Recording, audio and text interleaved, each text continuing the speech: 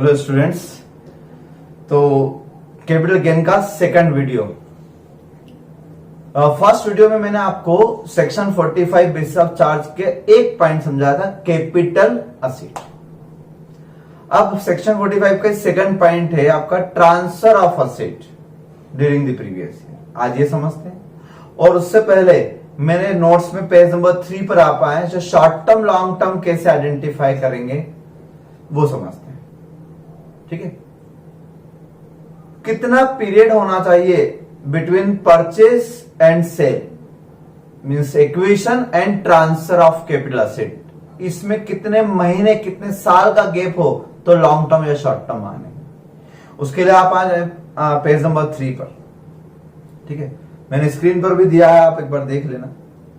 Short term asset held by assessee for not more than 12, 24 or 36 months immediately preceding the date of transfer। तो date of acquisition से date of transfer के बीच में 12 महीने, 24 महीने, 36 महीने, 3 तरह के रूल्स हैं। ठीक है, अगर एग्जैक्ट 12 महीने है तो भी शॉर्ट टर्म, 24 महीने तो भी शॉर्ट टर्म, 36 महीने तो भी शॉर्ट टर्म, उससे ज्यादा हुए तो लॉन्ग टर्म। लेकिन 12 महीने कब लगेगा, 24 महीने कब लगेगा, 36 महीने कब लगेगा, ये कट ऑफ पॉइंट देख लेते हैं। तो आपको एक नीचे टेबल नजर आ रही होगी।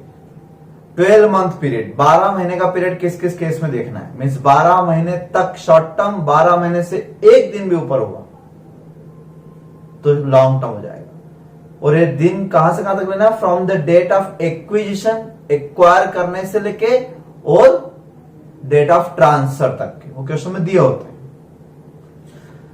तो 12 मंथ का पीरियड लेना है। Securities listed in stock exchange, recognised stock exchange in India, यानी सारी लिस्टेड सिक्योरिटीज जितनी भी हैं, यानी listed shares, equity shares, preferential shares, listed debentures, कोई भी लिस्टेड अगर आ जाए तो आप समझ लेना उसमें 12 महीने का रूल रखना है। 12 महीने के अंदर अंदर अगर बेच देते हैं तो शॉर्ट टर्म, 12 महीने से एक दिन बाद बेचते हैं तो लॉन्ग टर्म हो जाएगा। Unit of equity oriented mutual fund, जितने भी इक्विटी ओरिएंटेड म्यूचुअल फंड आप सब समझते होंगे, मुझे यहां समझाने की जरूरत नहीं है। म्यूचुअल फंड एक पुल अप फंड है जहां छोटी छोटी सेविंग लोग जमा करवाते हैं और वो म्यूचुअल फंड मैनेजर उसको इन्वेस्ट करता है शेयर मार्केट में। वहां से जो प्रॉफिट होता है वो सारे यूनिट होल्डर्स में बांट दिया जाता है। तो म्यूचुअल फंड अलग अलग टाइप के होते हैं। वो म्यूचुअल फंड अगर आपके पैसों को सिर्फ इक्विटी शेयर्स में लगाएगा तो इक्विटी ओरिएंटेड म्यूचुअल फंड। अगर वो म्यूचुअल फंड आपके पैसे को, आपकी सेविंग को डेट ओरिएंटेड डिबेंचर्स में लगाएगा तो डेट ओरिएंटेड म्यूचुअल फंड कहलाएगा। तो अलग अलग टाइप के होते हैं बहुत सारे। होना कौन सा, इक्विटी ओरिएंटेड म्यूचुअल फंड अगर है तो भी 12 महीने का रूल लिखना। और जीरो कूपन बॉन्ड्स पे भी कितने महीने का, 12 मंथ। इन दोनों के साथ लिस्टेड वर्ड नहीं लिखा हुआ है, इसका मतलब ये अलग से लिखा है। इसका मतलब वेदर इट इज लिस्टेड और नॉट लिस्टेड। तो दोनों कंडीशन में इन पे 12 मंथ ही देखेंगे। लेकिन बाकी सिक्योरिटीज पे ऊपर क्या लिखा था, लिस्टेड होना चाहिए। तो आप ये दो अलग याद रख लें और बाकी सब शेयर्स अलग याद रखें। अब आते हैं 24 मंथ कब, तो unlisted shares land and building और बोथ। तो 24 महीने का रूल, जितने भी अनलिस्टेड शेयर्स हैं, यानी जैसे प्राइवेट कंपनी के शेयर्स क्या होते हैं, अनलिस्टेड होते हैं। तो कहीं भी प्राइवेट लिमिटेड आए तो डिम्ड है वो तो क्या अनलिस्टेड ही होगा। और पब्लिक कंपनी भी बहुत सी ऐसी है जो अनलिस्टेड है, इसलिए जितनी भी अनलिस्टेड कंपनीज के शेयर्स होंगे उन सब पे 24 महीने का रूल देखोगे आप। 24 महीने तक शॉर्ट टर्म, उसके बाद लॉन्ग टर्म। और लैंड बिल्डिंग या दोनों बेचे, अगर लैंड अलग बिल्डिंग अलग या दोनों एक साथ लैंड एंड बिल्डिंग, तो बहुत वर्ड इससे लिखा है। तो इन पर भी हमेशा कितना लिखना है, 24 महीने। इनके अलावा अब जितनी भी चीजें बच गई वो सब 36 महीने। यानी कौन से बच गए, unit of date oriented mutual fund. तो डेट ओरिएंटेड म्यूचुअल फंड का लिए अलग से पॉइंट है। किसी भी चीज के बारे में अगर स्पेसिफिक लॉ में लिखा है तो फिर उस पर वही बात मानना पड़ेगा। यानी अब इस डेट ओरिएंटेड म्यूचुअल फंड को 36 मंथ वाले लिस्ट में लिया है तो इस पे हमेशा 36 महीने ही का ही रूल लगाना, चाहे वो लिस्टेड हो या ना हो, आपको चेक करने की जरूरत नहीं। तो डेट ओरिएंटेड पे ऑलवेज 36 मंथ लगाना, इक्विटी ओरिएंटेड पे ऊपर ऑलवेज कितना लगाना है, 12 मंथ। ये म्यूचुअल फंड के बारे में, इसमें लिस्टेड वगैरह देखने की जरूरत नहीं है आपको। लिस्टेड आप equity shares, preferential shares, debentures, उन सब में देखना, इसमें नहीं। तो म्यूचुअल फंड में आप ऐसे आ और अदर कैपिटल असेट, अब और जो भी जो इनकी लिस्ट में नहीं, तो इनकी लिस्ट बिल्कुल एग्जॉस्टिव ध्यान रखना। ऊपर मैंने 3 पॉइंट बताया आपको 12 मंथ में, 24 मंथ में मैंने आपको 2 पॉइंट बताया अनलिस्टेड और लैंड एंड बिल्डिंग, और इनके अलावा जितने बच जाते हैं वो सब 36 महीने। ऐसे आता है, ऐसे हम आइडेंटिफाई करेंगे लॉन्ग टर्म है या शॉर्ट टर्म। लॉन्ग टर्म हुआ तो इंडेक्शन करेंगे, शॉर्ट टर्म हुआ तो इंडेक्शन नहीं करेंगे। अब अगले इंपॉर्टेंट टर्म पर आते हैं, ट्रांजेक्शन ट्रीटेड एज ट्रांसफर। मैंने आपको सेक्शन 45 में सेकंड कंडीशन बताई थी, capital asset must be transfer by the assessee, transfer होना चाहिए। तो what constitute transfer and what is not transfer, ये दो चीज पढ़ना है। तो ट्रांसफर में क्या क्या आता है आप देखें, following transaction treated as transfer, sale करते हो, ये सबसे कॉमन वर्ड है, हम जो बेचते तो हम बोलते हैं कि ट्रांसफर कर दिया, तो बेचने पे कैपिटल गेन लगेगा, सेल पर। एक्सचेंज ऑफर होता है, आपने देखा होगा, एक्सचेंज ऑफर, मैंने उसको गोल्ड दे दिया बदले में सिल्वर ले लिया, तो भी कैपिटल गेन लगेगा, यानी आपने एक तरीके से अपना गोल्ड सेल किया इन कंसिडरेशन ऑफ सिल्वर, तो कैश में नहीं आया पैसा, सिल्वर के फॉर्म में आया, एक्सचेंज ऑफर में आया, तो भी कैपिटल गेन टैक्स है। Relinquishment and extinguishment of rights in asset, relinquishment and extinguishment of rights, वैसे तो बहुत सारे पॉइंट बनते हैं, लेकिन एक पॉइंट आपको याद दिलाता हूं, इन्वेस्टमेंट चैप्टर में अगर आपको याद हो तो वहां पर आपको कंपनी राइट शेयर ऑफर करती है, राइट शेयर, कि आप 1000 राइट शेयर्स 15 रुपए के रेट से ले सकते हैं, जबकि मार्केट प्राइस इसकी 20 रुपए। तो हम करते थे कि राइट में से कुछ राइट शेयर्स तो वो एक्सरसाइज करता था, मान लो 70%, 700 शेयर, और बाकी राइट वो किसी थर्ड पार्टी को बेच देता था। तो क्या बेचता था वो, राइट बेचता था, याद करो, क्या था बनना ऐसे क्वेश्चन। तो राइट बेचना भी कैपिटल एसेट होता है, इसको बोलते हैं extinguishment of right in favour of other person, आपने अपना राइट किसी और के फेवर में ट्रांसफर कर दिया, तो राइट बेचना भी असेट होता है, इस पर भी कैपिटल गेन टैक्स लगेगा। तो वहां पर हम शेयर नहीं खरीदते थे, ये 300 शेयर का राइट मैंने अपने फ्रेंड को 2 रुपए के रेट से बेच दिया, 600 रुपए आ गए, शेयर नहीं खरीदे, तो 15 रुपए से कोई मतलब नहीं। एक ऑफर लेटर आया, वो ऑफर लेटर मैंने किसके फेवर में ट्रांसफर कर दिया, मैंने अपने फ्रेंड के फेवर में, और बदले में उस राइट के बदले में कंसिडरेशन ले लिया 600 रुपए, तो 600 रुपए भी कैपिटल गेन है, because it is extinguishment of right. एक और एग्जांपल, आप एक जॉइंट फैमिली में रहते थे, 2-3 भाई, अब उनमें से सब भाइयों में अच्छी एकता है, कोई लड़ाई झगड़े नहीं, लेकिन 2 भाई बाहर शिफ्ट हो गए आउटसाइड, एक भाई उस मकान में रह रहा है जो एंसेस्ट्रल था, जो अपने पूर्वजों का था। तो क्या हुआ कि एक्स वाई जेड, इसमें से जेड उस मकान में रह रहा है, ये दोनों बाहर, इनका जॉब लग गया, इसकी बेंगलोर में, इसकी मुंबई में, और ये वेल सेटल्ड है वहां पर, ये उज्जैन आना नहीं चाहते, यहां पर आना नहीं चाहते।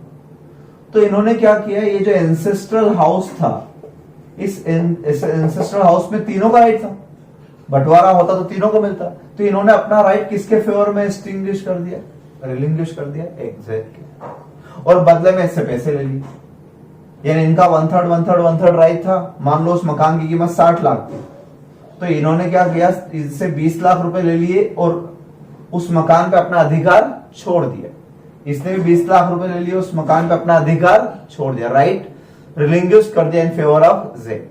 तो एक तरीके से इन्होंने राइट बेचा ना 20 लाख रुपए में, तो 20 लाख रुपए जो आए बदले में कंसिडरेशन के टैक्सेबल होगा, कैसे होगा वो बाद में पढ़ते हैं, लेकिन टैक्सेबल होगा, सीधी सी बात। हाँ, बिना अगर ऐसे ही छोड़ देते भाई के फेवर में विदाउट, तो ये गिफ्ट हो जाता, फिर ये यहां इस टैक्सेबल नहीं होता। तो इस तरीके से सोचना है आपको, एक्सटिंग्विशमेंट रिलिंग्विशमेंट ऑफ राइट, राइट छोड़ना, त्याग कर देना राइट का, ये भी टैक्सेबल है। Compulsory acquisition thereof under any law, आपकी कैपिटल असेट गवर्नमेंट ने कंपल्सरी एक्वायर कर ली, कैसे, तो अदरसोर्स चैप्टर में बताया था मैंने कि आपका ऐसे रोड चौड़े होते हैं, तो गवर्नमेंट आपके आगे के 10-10 फीट मकान कट कर देती है, बदले में आपको कंपनसेशन देती है। या गवर्नमेंट को कहीं डैम बनाना होता है तो आपने देखा होगा गांव की सारी जमीनें खाली करवा दी जाती है आसपास की, क्योंकि उसमें पानी भर जाएगा। कहीं रेलवे ट्रैक निकालना है तो रेलवे ट्रैक निकालना है तो अब ऐसी कंडीशन में मान लो इधर किसान मान गया, इधर वाला भी दे रहा है, अब रेलवे ट्रैक निकालना, बीच वाला नहीं मान रहा है, तो क्या गवर्नमेंट रेलवे ट्रैक नहीं निकालेगी? या ऐसा करेगी रेलवे ट्रैक के ऊपर से निकालेगी या नीचे से निकालेगी? नहीं, गवर्नमेंट का पावर है, गवर्नमेंट कैन एक्वायर कंपल्सरी, तो गवर्नमेंट उसके असेट को कंपल्सरी एक्वायर कर लेगी, बदले में उसको कंपनसेशन देगी, और किसानों को तो वैसे बहुत कंपनसेशन मिलता है। तो एक तरीके से क्या हुआ, एक तरीके से ये हुआ कि हमने हमारी प्रॉपर्टी गवर्नमेंट को बेच दी और गवर्नमेंट ने बदले में कंसिडरेशन दिया, तो ये तो सेल ऑफ असेट जैसा हो गया ना, किसी थर्ड पार्टी को बेचते पैसा आता, गवर्नमेंट से पैसा आ गया, तो ये सेल्स कंसिडरेशन हो गया आपका, तो इस पर भी कैपिटल गेन लगेगा क्योंकि इसको ट्रांसफर माना गया। ये वॉलंटरी ट्रांसफर नहीं but compulsory transfer, compulsory equation is also treated as transfer for the purpose of capital gain. तीसरा है conversion of capital asset into stock in trade. Conversion of capital asset into stock in trade. आपकी कोई capital asset थी,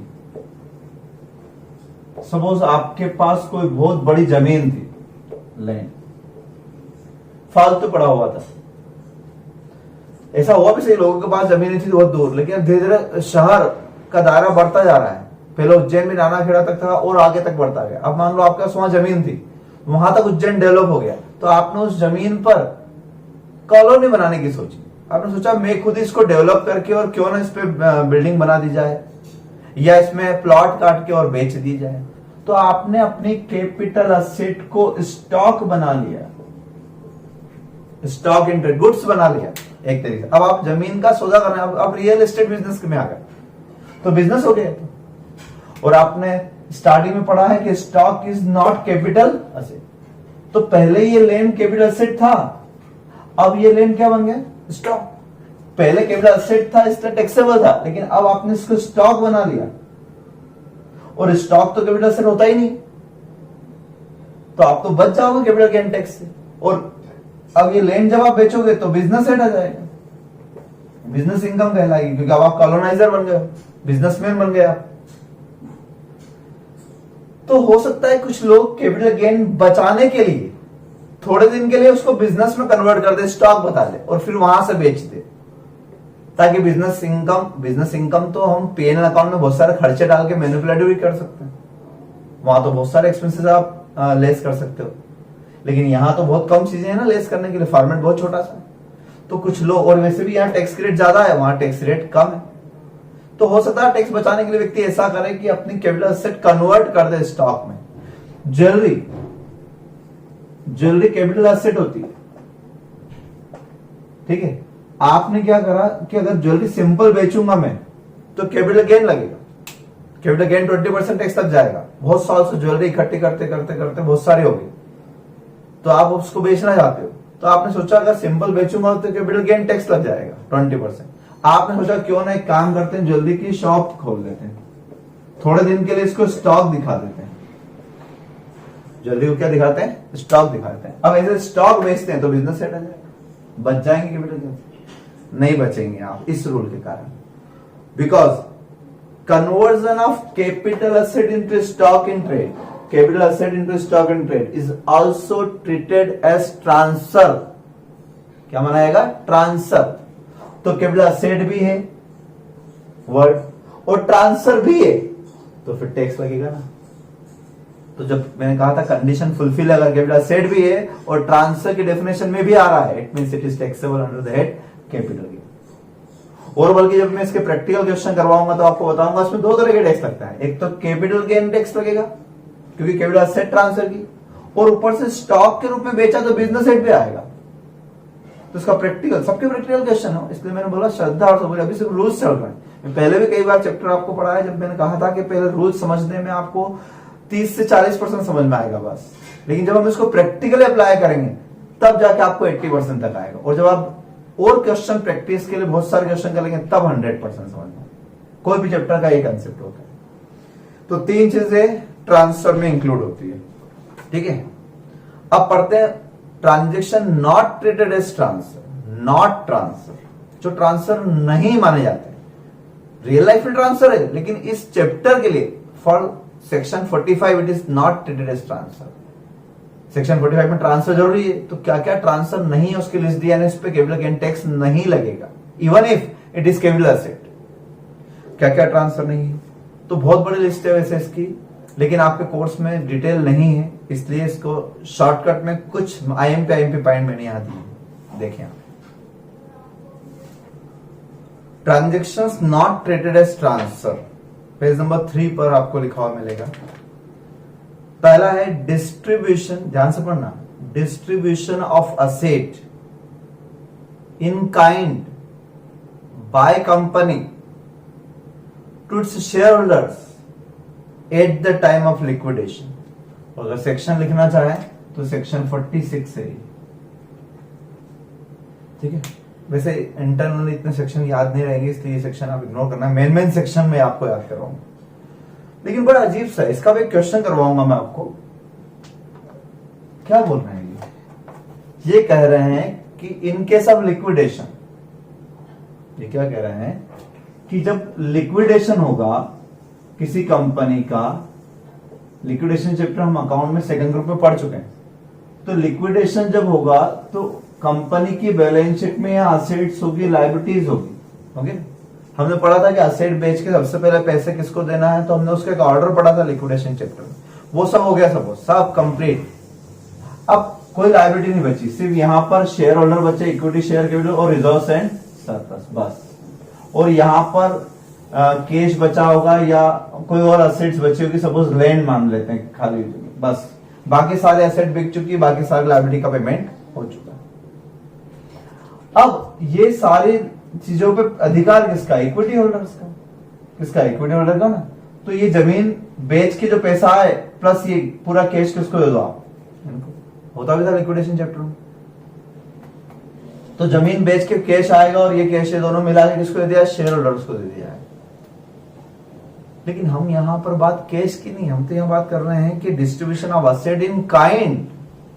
हो सकता है कि यह 100 बीघा जमीन है, 100 एकड़, और आपने क्या करा, इसको बेचेंगे। इससे अच्छा ये कि वैल्यूएबल लैंड है, तो आप क्या कर रहे हो, शेयर होल्डर्स को दे रहे हो, उनकी शेयर होल्डिंग के हिसाब से। किसी के पास 1000 शेयर है तो उसको 1000 स्क्वायर फीट दे दी, किसी के पास 100 शेयर है तो उसको 100 स्क्वायर फीट दे दी।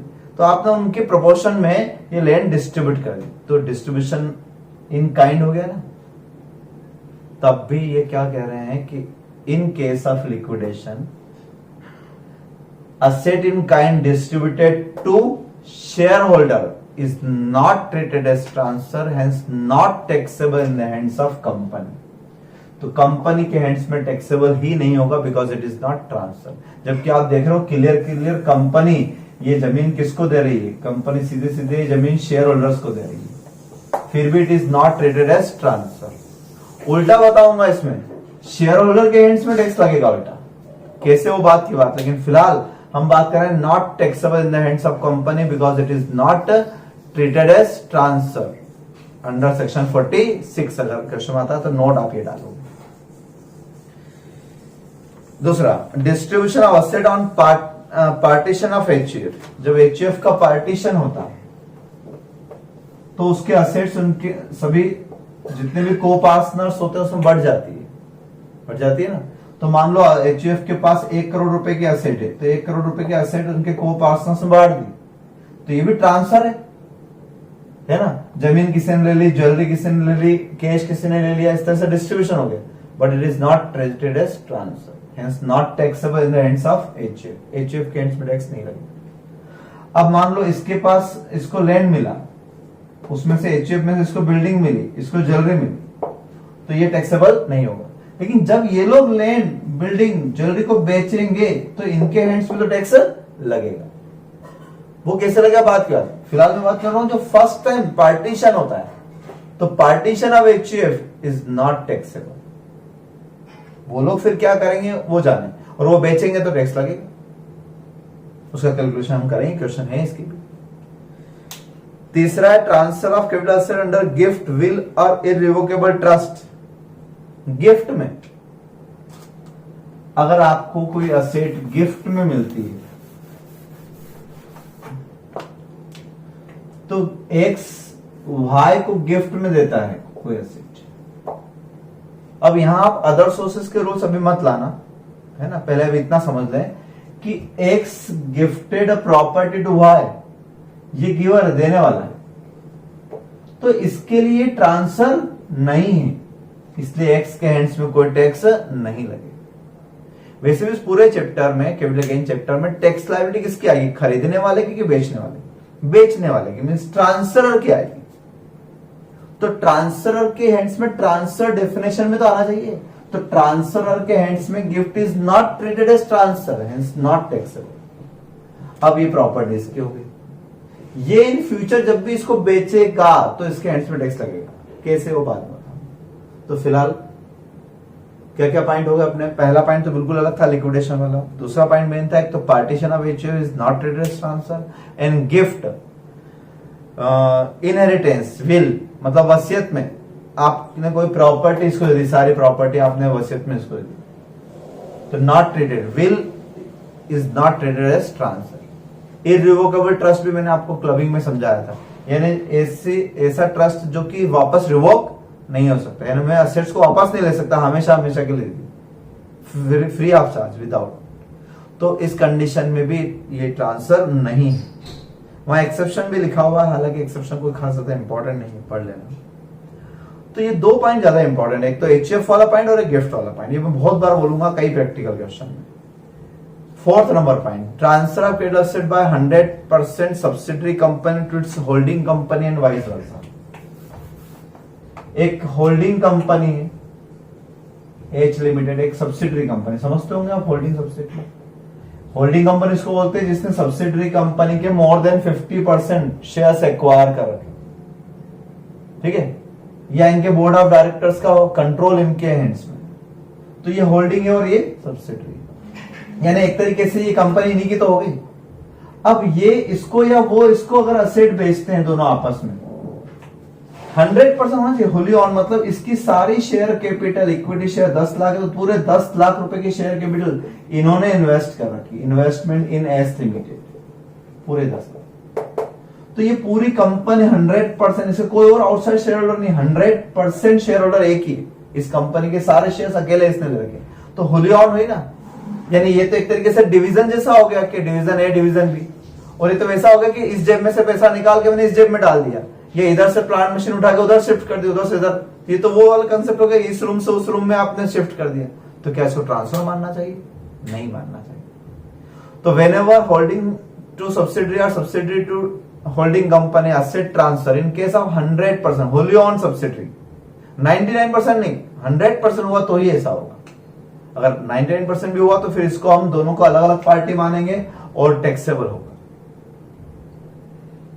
Transfer assets government, university, museum etcetera, आपने अपनी कोई artistic painting is capital asset, बता चुका हूं, वो आपने किसी नेशनल आर्ट गैलरी को दी, कोई बड़े म्यूजियम को दी जो नेशनल इंपॉर्टेंस का है, तो उनको दिए और बदले में पैसे भी लिए, बेचिए आपने बकायदा पैसा लेके, फिर भी इसे हम ट्रांसफर नहीं मानेंगे, it is not treated as transfer and not taxable.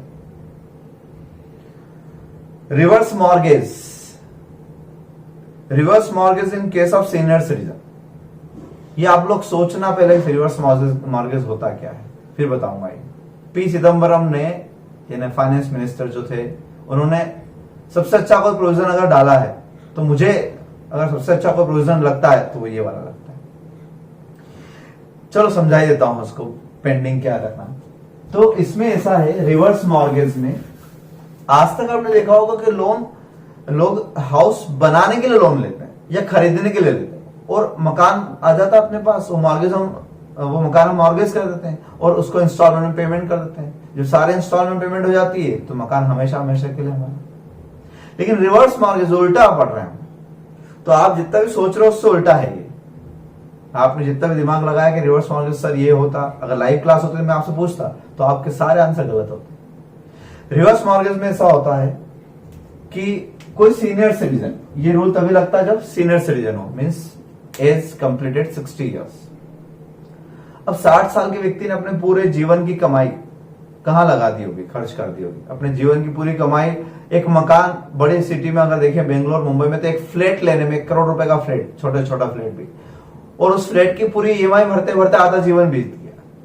जो थोड़े बहुत पैसे बचे थे वो बच्चों की पढ़ाई में लग गए, और थोड़े बचे थे वो बच्चों की शादी में लग गए। आपने अपना पूरा सेविंग खत्म कर दी मकान में, शादी में बच्चों की, और उनकी एजुकेशन में। एजुकेशन हुई और शादी हुई, उसके बाद वो चले गए आप विदेश या कहीं और चले गए, दूसरी सिटी में सेटल हो गए। अब आपके पास क्या बचा? आपके पास वो फ्लैट है बस, नौकरी तो रही नहीं, रिटायर हो गए आप, और कोई गवर्नमेंट जॉब भी नहीं जो पेंशन मिले आपको। ठीक, सेविंग जितनी थी वो भी आपने खर्च कर दी। तो अब क्या मकान बचा, से वो जो फ्लैट बचा, तो फ्लैट में से क्या दीवार निकाल निकाल के खाओगे आप? क्या ईंट निकाल के खाओगे? तो व्यक्ति डे टू डे लाइफ के खर्चे कैसे पूरे करेगा? सेविंग खत्म है, पेंशन नहीं आ रही है, अदर इनकम नहीं, 60 साल के व्यक्ति को बड़े सिटी में कोई जॉब भी नहीं देता है। तो इसके लिए ये बहुत शानदार कंसेप्ट आया था, मुझे तो बहुत सही अच्छा लगता है। वो ये कि आप 60 इयर्स एज कंप्लीट कर चुके हो, आपके पास पैसा नहीं है डे टू डे एक्सपेंसेस के लिए, हर महीने आपको 20-30 हजार रुपए खर्च करना पड़ते हैं, राशन लाना पड़ता है, बिल भरना पड़ते हैं, तो आपके रेवेन्यू एक्सपेंडिचर के लिए आपको पैसा चाहिए, और कुछ भी नहीं, आपकी income, source of income zero हो चुकी है आपकी। तो आप ऐसा करें, आपका वो जो 1 करोड़ रुपए का फ्लैट है वो आप बैंक के पास मॉर्गेज कर दें। उल्टा हुआ, आप देखो, आप अब बना बनाया मकान, खरीदा हुआ मकान आप मॉर्गेज करो, तो इसलिए इसको रिवर्स मॉर्गेज बोलते हैं। खरीदने के लिए नहीं करना है, खरीदा हुआ मकान आप बैंक के पास मॉर्गेज कर दें। बैंक उसकी वैल्यूएशन करेगी और आपके एज फैक्टर को देखते हुए एक टर्म, एक अमाउंट डिसाइड कर देगी। सपोज आपका मकान 1 करोड़ का है, तो बैंक ने डिसाइड कर दिया आपको 30,000 रुपए पर मंथ देने का। इस मकान के सारे कागजात, सारे रजिस्ट्री किसने गिरवी रख ली? बैंक ने। और बैंक आपको हर महीने कितने देगी? 30,000 रुपए। आप 30,000 रुपए खर्च कर दो, बैंक आपसे वापस इंस्टॉलमेंट नहीं मांगेगी, इसमें इंस्टॉलमेंट का खेल नहीं। कितनी अच्छी बात है, उल्टा बैंक आपको दे रही 30,000 हर महीने, खर्च करवा, जब तक आप जिंदा रहेंगे तब तक। और हर 2-3 साल में बैंक इसका रेवोल्यूशन भी करेगी ताकि इसको अमाउंट को बढ़ाया घटाया जा सके। ठीक है, जब आपकी डेथ हो जाएगी तो बैंक क्या करेगी? उस मकान को बेच देगी, मकान से इतना पैसा आएगा उसमें से बैंक अपना आउटस्टैंडिंग अमाउंट सेट ऑफ कर देगी। मान लो बैंक ने 30,000 रुपए पर मंथ से आपको बैंक 100 महीनों से 100 मंथ से पैसा दे रही, 100 बार पैसा दे चुकी है, हर 30,000 रुपए 100 महीनों तक पैसा दे चुकी है। तो 30,000 रुपए आपको 100 मंथ तक दे चुकी है, यानी आपको 30 लाख रुपए दे चुकी है बैंक। तो एक तरीके से लोन ही तो हुआ, छोटा छोटा लोन, यानी 30,000 हर महीने बैंक क्या दे रही थी आपको? लोन दे रही थी। जो एक्यूमुलेट होते हो तो इतना हो गया, प्लस इंटरेस्ट मान लेते हैं 10 लाख, तो 40 लाख रुपए बैंक के मकान बेच के 40 लाख अपने रख लेगी, बाकी का पैसा आपके लीगल हेयर्स को दे देगी। और इस बीच अगर आपके लीगल रिप्रेजेंटेटिव यानी आपके बच्चे वगैरह आकर चुका देते हैं पैसा, तो अच्छी बात है, बैंक आपको पूरा मकान वापस दे देगी। और हो सकता है आप 100 साल के और ज्यादा जी जाए। तो बैंक ये ध्यान रखती है इस बात का कि बैंक की रिकवरी बराबर सिक्योर होना चाहिए, यानी वो आपको कई, आप मान लो हो सकता है और भी बहुत साल तक जी गए, तो बैंक कभी भी इसको 1 करोड़ से ऊपर नहीं होने देगी। तो यानी एक तरीके से पेटी लोन टाइप हो गए। बट कितना शानदार कंसेप्ट है कि वो मकान जिसको जीवन भर हमने ईएमआई भरते भरते भरते 20 साल तक हाउसिंग लोन लेके ईएमआई भर भर के किस्ते से उसको बचाया हमने, आज वही मकान काम आ रहा है। तो कम से कम व्यक्ति के पास एक चीज जरूर होना चाहिए, और वो है वो मकान। वो मकान उसको बुढ़ापे में सहारा रहेगा। सबसे बेस्ट चीज है मेरी नजर में उन सारे सीनियर सिटीजन के लिए। और आप भी अपने पेरेंट्स को बताएं, क्योंकि 99% लोगों को ये स्कीम पता नहीं है, और बैंक वाले भी इसमें इंटरेस्टेड नहीं, बहुत कम बैंक करती, क्योंकि उनको लगता है बैंक वालों को कि हम देते ही रहेंगे, आएगा तो कुछ भी नहीं, तो कैश आउटफ्लो होगा बैंक का पैसा बैंक के पास, तो क्या पता कब आए। वो व्यक्ति 60 साल का 100 साल जी जाए तो 40 साल बाद पैसा आएगा, बीच में तो बेच नहीं सकते मकान। तो ये स्कीम जनरली बहुत कम मैनेजर लोग को पता है और बहुत कम लोग इसको एक्सेप्ट करते हैं। बट फिर भी आपको बताना चाहिए अपने पेरेंट्स को, इन केस अगर जरूरत पड़ती है तो ये सबसे बेस्ट है, लिक्विडिटी मेंटेन करने के बहुत अच्छा। अब इनकम टैक्स में क्वेश्चन ये है कि जब हमने 1 करोड़ रुपए का मकान इनको रिवर्स मॉर्गेज किया, तो क्या वो सेल हुआ, क्या वो ट्रांसफर हुआ, क्या मैंने असेट बेच दी क्या कैपिटल गेन लगना चाहिए? नहीं, it is not treated as transfer, यही बताना चाहते हैं। तो reverse mortgage is not treated as transfer, so not tax आएगा। ये जो 30-30 हजार हर महीने आ रहे हैं, क्या ये मेरी इनकम है? इनकम फ्रॉम सैलरी या कुछ भी? तो ये किस तरह की इनकम नहीं है? आप देखो, ये तो लोन है एक तरीके से, 30-30 हजार का लोन है जो मुझे वापस रीपे करना है विथ इंटरेस्ट। तो loan is liability, loan is not income. इसलिए ना ये इनकम है और ना ये ट्रांसफर है, इसलिए कोई टैक्स नहीं लगेगा। और लास्ट है transfer by an individual, transfer by an individual of sovereign gold bonds issued by RBI bye way of redemption. ये एक नया सेक्शन आया था। Sovereign gold bonds capital asset होते हैं, पहले बता दो। जो कैपिटल एसेट नहीं होते वो मैंने बताया था स्पेशल बियरर बॉन्ड्स, इसी पेज पे ऊपर लिखा था। और गोल्ड बॉन्ड्स जो 99 या 1977 में इश्यूड हुए थे वो वाले बताए थे। मैंने कहा था जो लिखे थे वो एग्जॉस्टिव लिस्ट थी, वहां सोवेरियन बॉन्ड्स नहीं लिखा था। तो sovereign bonds is capital asset, but उसका रिडम्पशन अगर होता है यानी मैच्योरिटी पे आपको पैसा पूरा मिल जाएगा, तो वो ट्रांसफर नहीं है, इसलिए उस पे कैपिटल गेन टैक्स नहीं लगेगा। लेकिन अगर रिडम्पशन से पहले, मान लो रिडम्पशन तो 5 साल बाद होना है और मुझे पैसे की जरूरत 3 साल बाद ही, और 3 साल के अंदर मैंने किसी को बेच दिया, तो टैक्स लगेगा। किसको नॉट ट्रांसफर बोला है? रिडम्पशन को नॉट ट्रांसफर बोला है। रिडम्पशन तो मैच्योरिटी आने के बाद ही होता है। ये कुछ पॉइंट आईएमपी थे जो मैंने आपको समझा दिए। नॉट, इनमें से 2 ही मेन है काम के, और वो है एक तो पार्टीशन ऑफ एचएफ वाला और एक गिफ्ट एंड विल वाला, बस। बाकी सब पॉइंट आपको कोई खास जरूरी नहीं है याद करना। फिर भी एक ओवरव्यू में आईएमपी थे, थोड़ा थोड़ा मतलब याद होना चाहिए, इसलिए मैं समझा दिए। और एक बात और क्लियर कर दूं मैं आपको कि सिंघानिया बुक में से आपको कोई भी थ्योरी नहीं पढ़ना है, सिर्फ प्रैक्टिकल क्वेश्चन करवाऊंगा। बाकी सारी थ्योरी समरी फॉर्म में मैंने आपको यहाँ दी, सबसे बढ़िया वे, उसमें से पढ़ोगे उलझ जाओगे। कोई बुक में से मत पढ़ो, आप नोट्स में से पढ़ो, ठीक है। तो अब पेज नंबर 3 पर ही आप लास्ट पैराग्राफ देखें। When indexation is not available in case of long term capital gain, यानी लॉन्ग टर्म होने के बावजूद भी इंडेक्सेशन फैसिलिटी जो है वो नहीं मिलेगी। इंडेक्सेशन से हमेशा बेनिफिट होता है एसएससी का, तो ये बेनिफिट नहीं मिलेगा कब? In following cases, even if asset is long term asset. Number 1, bonds और debentures other than capital index bonds and sovereign gold bonds issued by RBI। मैंने कहा था सारे बॉन्ड्स कैपिटल असेट होते हैं एक्सेप्ट स्पेशल बियरर बॉन्ड्स और gold deposit bonds, जो ऊपर हमने इसी पेज पर सबसे टॉप पर लिखा था। मैंने कहा था वो एग्जॉस्टिव लिस्ट है, तो वहां जो बॉन्ड्स लिखे बस वो नॉट कैपिटल असेट में आएंगे, अदरवाइज बाकी सारे बॉन्ड्स कैपिटल असेट में आते हैं, तो उन पर भी कैपिटल गेन कैलकुलेट होगा। बट जब बॉन्ड्स और डिबेंचर्स का कैलकुलेशन करो किसी भी क्वेश्चन में, ध्यान रखो किसी भी क्वेश्चन, तो बॉन्ड्स और डिबेंचर्स वाले क्वेश्चन में आपको इंडेक्सेशन नहीं करना है, इवन इफ लॉन्ग टर्म। क्यों नहीं करना? उसके पीछे क्या लॉजिक हो सकता है? तो उसके पीछे एक ही लॉजिक है कि डिबेंचर्स जो होते हैं एक तरीके से लोन जैसा होता है। डिबेंचर्स इश्यू करके कंपनियां क्या करती है? पैसा उधार लेती, पब्लिक से लोन लेती है, इसका मतलब। तो लोन में आपने देखा होगा, लोन में कभी इन्फ्लेशन नहीं होता है, इंटरेस्ट होता है लेकिन इन्फ्लेशन कभी नहीं होता है। अगर ऐसा होने लग जाए तो आप और हम रियल लाइफ में हाउसिंग लोन लगभग सब लोग लेते हैं, व्हीकल लोन लेते हैं, पर्सनल लोन लेते हैं। 20 साल के लिए हाउसिंग लोन लिया 10 लाख रुपए का, अब 10 लाख रुपए 20 साल तक, तो 20 साल बाद तो इस 10 लाख की वैल्यू बहुत बढ़ जाएगी। यानी 10 लाख रुपए का इन्फ्लेशन अगर एडजस्ट करूंगा तो हो सकता है इसके उस वक्त तो 20 लाख हो जाए। तो क्या मुझे इन्फ्लेशन के हिसाब से चुकाना है पैसा? अगर इन्फ्लेशन के हिसाब से चुकाऊंगा तो जीवन भर आप लोन कभी चुका ही नहीं सकते।